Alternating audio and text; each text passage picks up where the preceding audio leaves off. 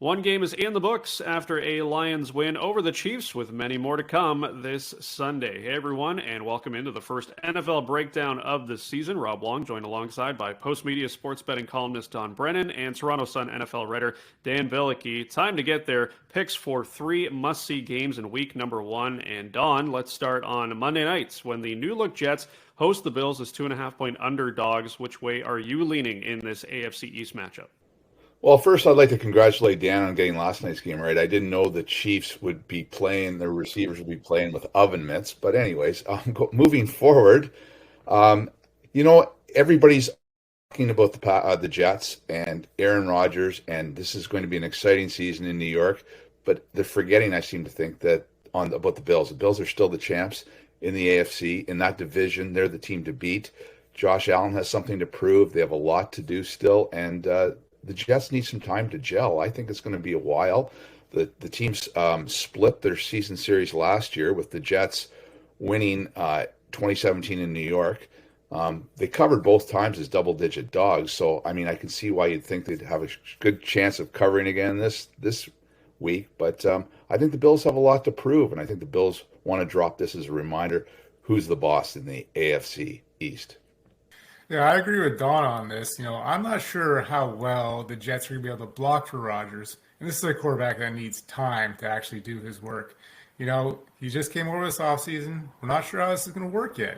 And, I think the Bills have a definite coaching advantage, too, with McDermott versus Saleh. So I'm going with the Bills.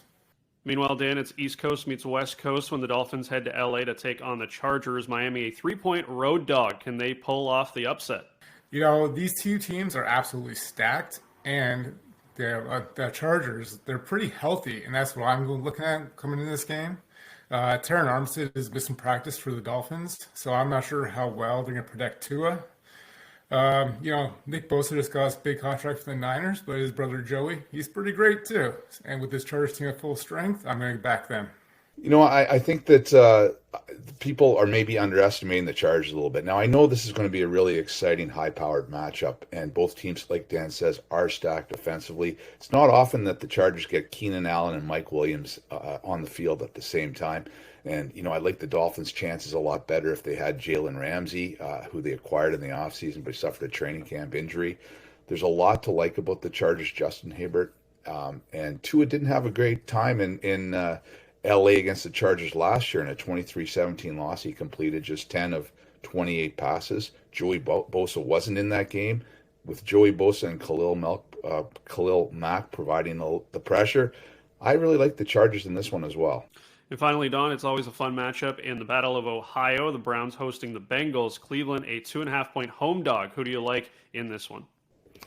Cleveland has had Cincinnati's number, winning, I think, the last 5 in Cleveland and 8 of the last 10 overall. Cincinnati, of course, is a great team and destined for big things, and I think this year. But again, they've got to get past the Browns, and the Browns are going to be tough. Deshaun Watson has a lot to prove after last year's acclimation into his new surroundings.